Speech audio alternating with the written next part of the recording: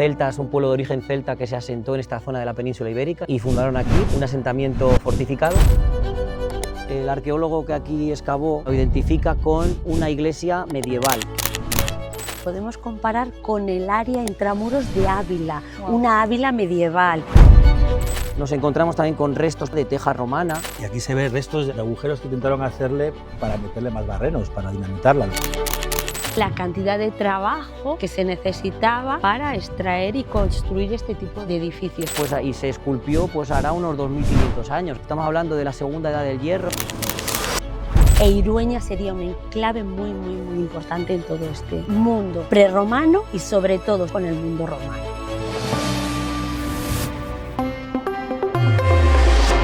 Bienvenidos a todos a un yacimiento arqueológico en el corazón de la provincia de Salamanca. Me acompaña Eduardo, que es el presidente de la Asociación de Amigos del Castro de Irueña. Eduardo, muchísimas gracias por acompañarnos hoy. ¿Podrías explicarnos un poquito dónde estamos y qué es este yacimiento? Nada, gracias a vosotros por venir y por darnos la oportunidad de dar a conocer el Castro de Irueña. Pues estamos en Fuenteguinaldo, a escasos 5 kilómetros del pueblo, de lo que es el casco urbano de Fuenteguinaldo. Estamos a las orillas del río Águeda, por un lado, que luego lo veremos, al otro lado está el río Águeda y por aquí el arroyo Rolloso, y aquí es donde se asentaron, donde se inició el poblamiento de este lugar, del Castro de Irueña. En un principio el inicio del poblamiento corrió a cargo del pueblo betón.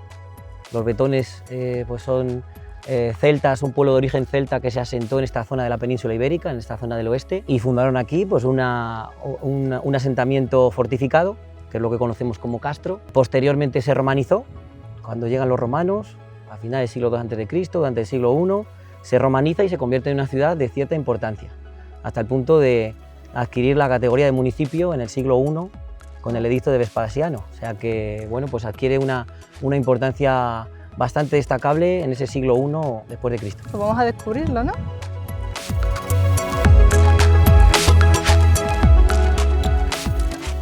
Aquí tenemos el panel de recepción a los visitantes.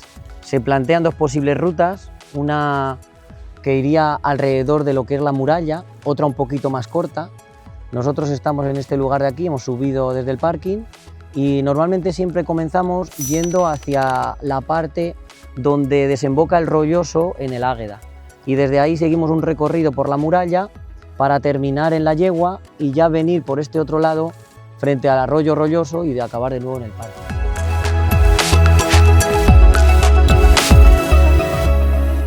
Bueno, Rosa, tú eres arqueóloga, vives además de ello, me has dicho, y bueno, ¿puedes contarnos un poquito más de la historia de aquí del yacimiento Castro de Irueña? Bueno, pues estamos en lo que sería, lo que se denomina la Puerta del Sol. La muralla continuaría por aquí y lejos de parecer que debería haber aquí unas ciertas estructuras y unos asentamientos, parece que es la zona como más despoblada de todo el yacimiento. Unas 14 hectáreas que lo podemos comparar con el área intramuros de Ávila, una Ávila medieval. Estamos hablando de bastantes siglos anteriores, ¿no? Entonces teníamos aquí esta entidad. Solo parece ser, estamos hablando un poquito así de cifras, pero bueno, parece ser que solo Salmántica, o sea, la capital, sería un castro superior a este. Y realmente cuando toma un papel muy predominante es sobre todo en época romana. Y sobre todo es el control. El control, estamos en una zona del sistema central, por ahí está Extremadura, y entonces hay una serie de rutas de estaño, de materiales y tal, e Irueña sería un enclave muy importante en todo este mundo prerromano, y sobre todo se acelerará con el mundo romano. O sea, sería como parte de esa ruta del comercio, ¿no? Sí. No estamos en lo que sería el eje principal entre la meseta norte y la meseta sur, que es el puerto de Béjar, la vía de la Plata, pero estaríamos en una vía secundaria que es la vía colimbriana y que tendría un gran dinamismo en toda esta época. Con esta parte un poquito más hacia el oeste. Aquí está el arroyo, el borde siempre lo constituye la muralla, que supuestamente, bueno, no supuestamente, estos sitios tienen el agua muy cerca, pero se necesita una cierta infraestructura para subir el agua a estos sitios. Entonces, bueno, aquí también acompaña también una leyenda, como en todos los sitios arqueológicos, que es la leyenda de la Reina Mora, donde parece ser que con los restos que tenemos en la zona de la presa del Rolloso, se llama la presa del Rolloso, que es una presa hecha con tierra y piedras, consiguieron traer el agua, elevar el agua hacia el yacimiento. Incluso en algunos trozos todavía hay un pequeño acueducto. No todos los acueductos son los acueductos como el de Segovia, no, son pequeñas canalizaciones con desniveles para que el agua suba, y esa es una de las obras más importantes de Irueña, que probablemente sí que se contextualiza en época prerromana, o sea, anterior a los romanos, de ahí su interés. Desde aquí se ve muy bien cómo la situación de todos estos asentamientos betones que siempre se ponían en altos, ¿no? Se asentaban en altos que eran fácilmente defendibles. En este caso, por ahí, con defensas geológicas, porque desde aquí arriba con una muralla ya era muy difícil entrar, y el río Águeda, que es aquel de allá, y este es el regato Rolloso que hemos cruzado para entrar, que rodean prácticamente todo el castro, hasta la parte de atrás, que en casi todos los asentamientos betones hacían lo que eran los campos de piedras hincadas, ¿no? Como defensa, que aquí o está enterrado o se ha desmontado, no ha aparecido. El río aquí no es el río natural, esto es el reculaje de la presa de Irueña, que se hizo en el río Águeda más abajo para el control de caudal. Porque este río, toda esta zona del Rebollar, esta esquinita de Castilla y León, que es la esquina suroeste, hay mucha lluvia, sobre todo en la zona de Navasfrías, en el nacimiento del Águeda, y había siempre unas avenidas muy grandes que inundaban Ciudad Rodrigo, la habréis oído muchas veces en las noticias. Entonces se ha hecho una presa más abajo, que es la presa de Irueña, y este es el reculaje, es el final, que ahora ya la están montando para ponerle turbinas para generación hidroeléctrica. Hasta ahora solo era control de caudal, y bueno, por eso este agua no es el agua natural. El río realmente antes estaba abajo, una zona mucho más bonita, llena de árboles, no se veía el agua por la cantidad de árboles que había aquí, pero ahora bueno, el progreso.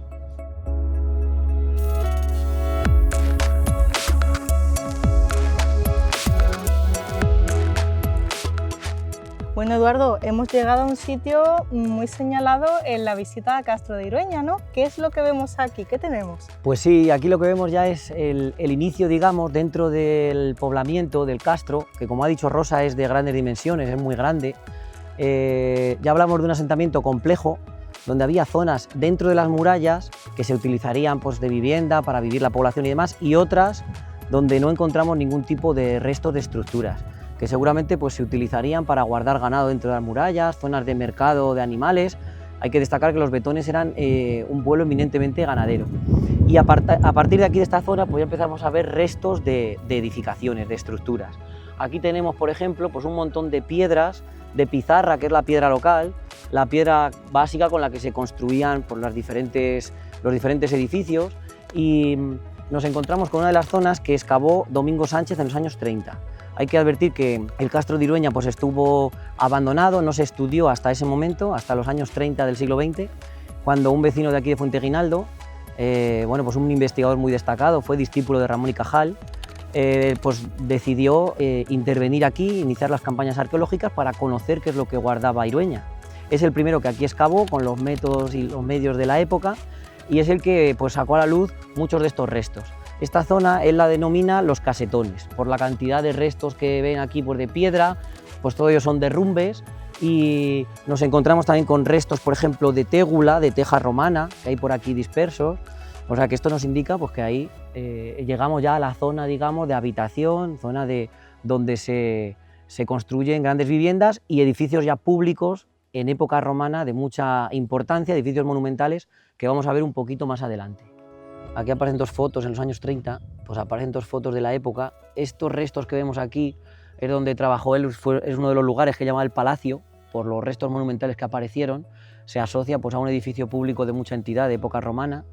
Hoy los arqueólogos pues, hablan de que probablemente un templo, y entonces en estas fotografías pues se ve cómo era en la época, los trabajos que hicieron.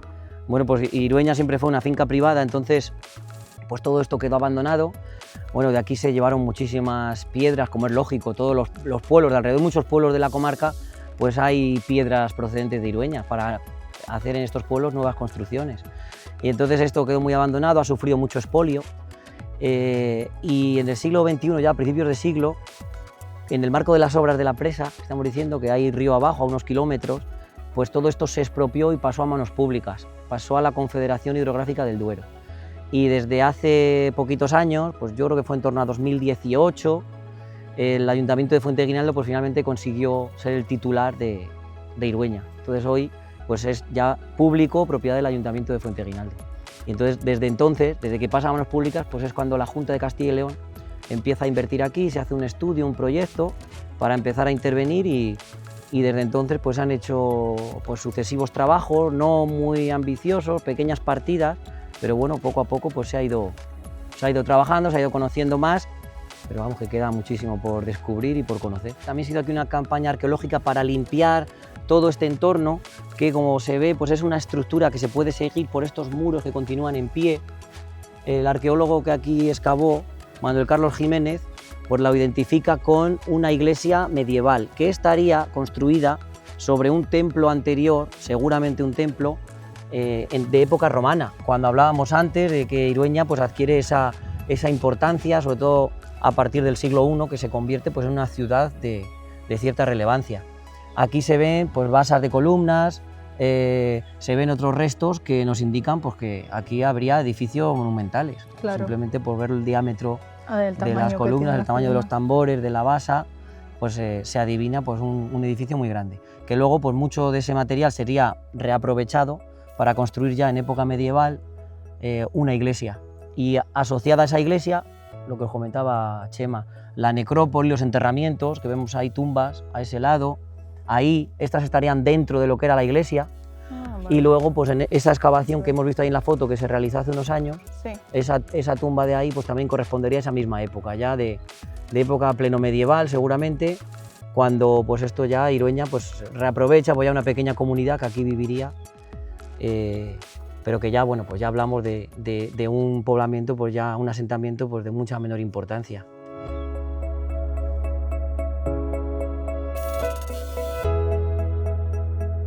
Estos restos fueron traídos de muchos kilómetros, o sea que tenemos que ver también la cantidad de trabajo que se necesitaba para extraer y construir este tipo de edificios, porque el resto que nosotros tenemos por aquí es todo en la pizarra, que la vemos que es la geología propia de esta zona.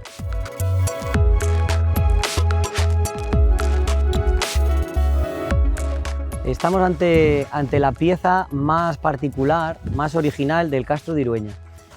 Aquí tradicionalmente se le ha denominado la yegua de Irueña, porque bueno, hace un poco más de un siglo el berraco ahora mismo está en su lugar de origen, está in situ, donde se situó en su día por parte de los betones, donde lo esculpieron, donde lo situaron, y el berraco pues acabó pues, evidentemente con el paso del tiempo en el suelo.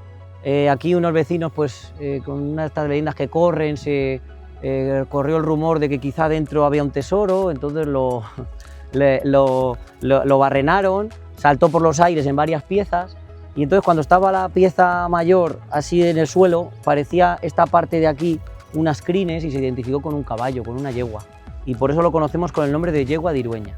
En realidad, pues es una escultura propia del pueblo betón, es una escultura zoomorfa, que se llama berraco y que tenía pues varias funciones, y bueno, todavía hoy los historiadores pues discuten un poco acerca de las funciones o del simbolismo que tenía. En este caso estaría la entrada principal del Castro de Irueña. La entrada principal se situaría más o menos por aquí, y el castro, digamos, que recibiría pues a los que entraban o salían de la ciudad. Funciones, pues quizá como ídolo protector del poblado. En otros lugares los betones, como hemos dicho antes, que era un pueblo eminentemente ganadero, lo utilizaban los berracos como marcadores de pastos.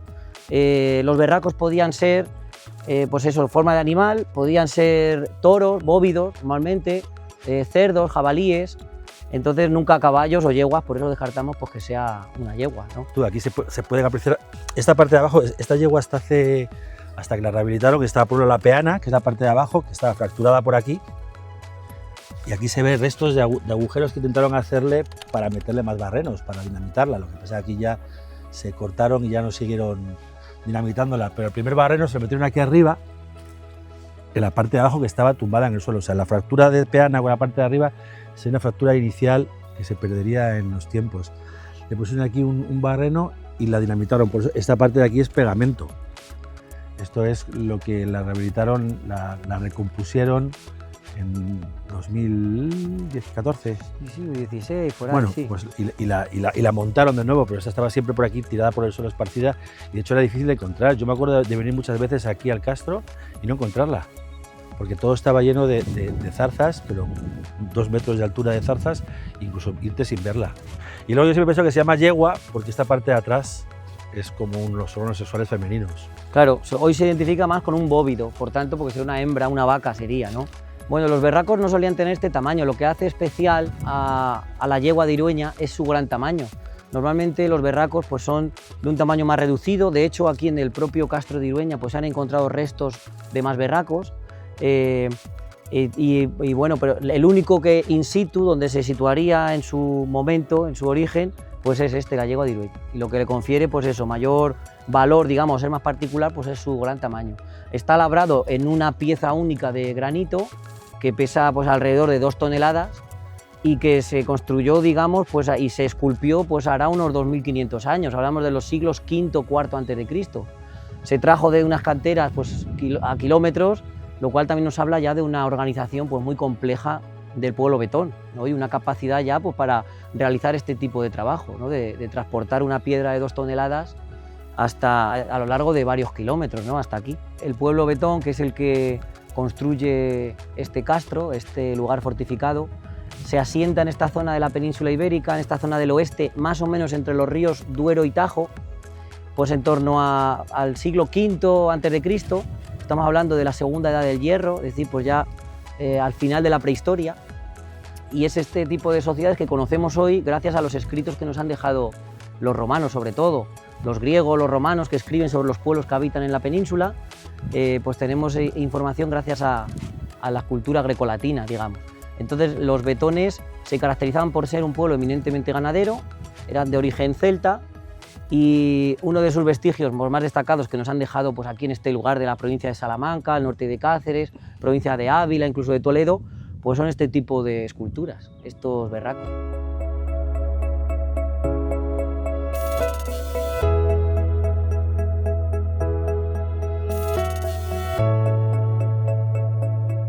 Chema, y digo yo, ¿qué importancia tiene el yacimiento y la conservación aquí para Fuente Guinaldo y los municipios de alrededor?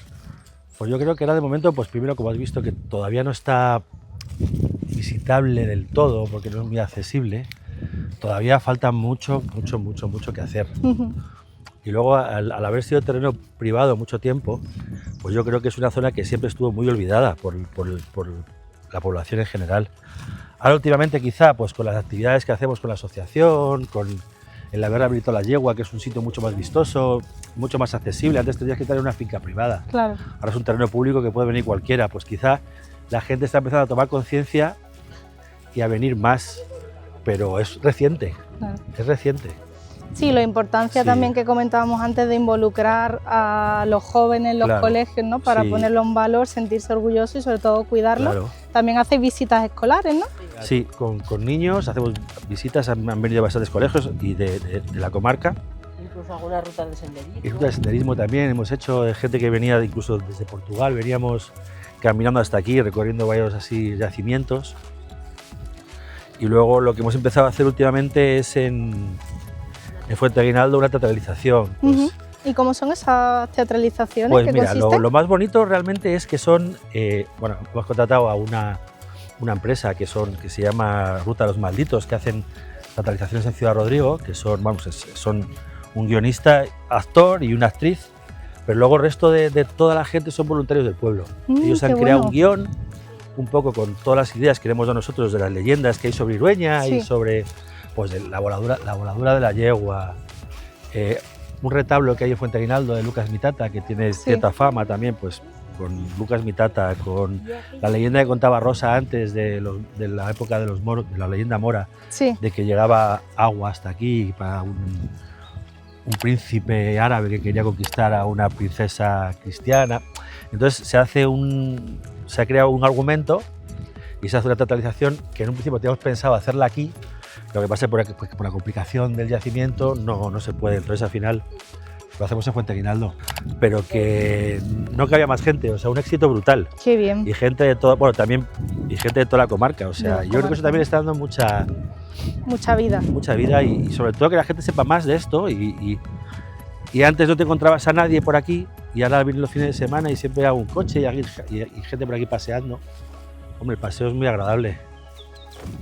Y para que la gente se entere de esas visitas teatralizadas, ¿dónde lo soléis compartir? En redes sociales. Nosotros a través de la Asociación de Amigos de Castro de Irueña nos movemos mucho en Facebook sobre todo, también en Instagram, en redes sociales en general, y ahí publicamos todo. Estos pueblos tienen una característica, eso todo es una zona de mucha migración. Aquí se fue muchísima gente, sobre todo a Cataluña, al País Vasco, a Francia. De hecho, bueno, en un pueblo de al lado, que es muy gracioso, en Payo, que está en la esquinita justo de Castilla y León, ya al lado de Portugal y Extremadura, en verano se habla más francés que castellano. O sea, entonces, hubo muchísima migración y aunque son terceras generaciones, siguen teniendo arraigo. Y entonces en verano viene muchísima gente, muchísima, eso se llena. Pero vienen 15 días, un veranito y se van. Yo pienso que en estos pueblos hace falta un alquiler asequible para esos jóvenes que quieran venirse que aquí no lo hay. Es muy difícil, parece mentira, son una zona despoblada, zona abandonada y es imposible alquilar. Cuentas con los dedos de una mano, pero no en este pueblo, en todos. Y yo creo que es por ese fenómeno, porque muchas casas son de muchos propietarios que ya no saben ni de quién son, y esas se están arruinando, y luego otras es de gente que las tiene rehabilitadas y las tiene bien, pero para venirse 15 días o algún fin de semana o un mes y no se alquilan. Claro. Entonces no hay nada de alquiler y yo creo que es lo fundamental, porque ahora mismo las nuevas tecnologías permitirían a mucha gente joven venirse a vivir a un pueblo que por supuesto se vive con muchísimo menos dinero y más calidad de vida y mucha más calidad de vida. Aquí todavía tenemos colegio, joder, por conseguir mantenerlo. Claro, que eso ya es un gran logro, tener centro de salud, centro de salud y colegio, bares, restaurantes. Claro. Eso es muy importante. Y yo soy muy optimista y creo que algún día la gente se va a dar cuenta de lo bien que se vive en los pueblos. Lo que pasa es que hace falta un poco que desde arriba nos ayuden a mostrarlo. No, yo creo que esa sería como hacer esa pequeña Andorra rural, por así decirlo. Creo que sería de las medidas más inmediatas. Quería que mucha gente que se quiere venir a vivir a una zona rural se lo plantease incluso más en serio, gente que quiere incluso emprender, que al final es generar empleo y dar nuevas oportunidades. Y ahí es que hay muchas alternativas, porque lo que tú decías de la vivienda, ahora el formato del co-living que se hace mucho en las ciudades, viene alguien que teletrabaja, compartimos cocina, creas comunidad, que eso también es muy positivo, pero también le estás dando lo que tú dices, un alquiler más asequible para que alguien también se pueda plantear y decir, oye, pues me voy a comprar y me quedo aquí ahora a vivir. Pero hay que ponerles un anzuelo, engancharlos, enseñárselos.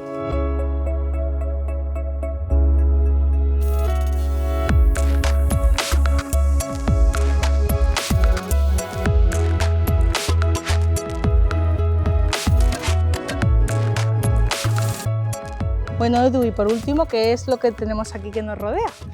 Pues esta es la última zona de Irueña donde se han hecho trabajos arqueológicos. Esta es la zona mejor conservada de la muralla. La muralla hay que decir que está fabricada en mampostería de pizarra en seco, es decir, puesta piedra sobre piedra. Y toda esta parte de aquí que da al rolloso es donde tenemos los lienzos tanto más largos y más altos. Y lo que se ha trabajado aquí en los últimos, hace muy poquitos meses, pues es excavar un poquito, rebajar para llegar más abajo a la muralla, y se ha reconstruido una parte pues para que el visitante, que aquí se situaría la entrada principal, pues admire ya de entrada por las dimensiones un poco de la muralla del Castro, de esta ciudad fortificada. Edu, pues muchísimas gracias por la visita, ha sido impresionante, animamos a que todas las personas que os contacten, que quieran conocerles, y esperamos que también poquito a poco la conservación vaya dando esos pasitos y que cada vez lo descubra más gente. Vale, nada, Muchísimas muchas gracias a vosotros, y lo que esperamos es que no se olviden de Irueña, las administraciones sobre todo, y que se sigan realizando trabajos y sacando pues, más restos a la luz, y que tengamos mayor conocimiento sobre este yacimiento tan importante aquí en la provincia de Salamanca.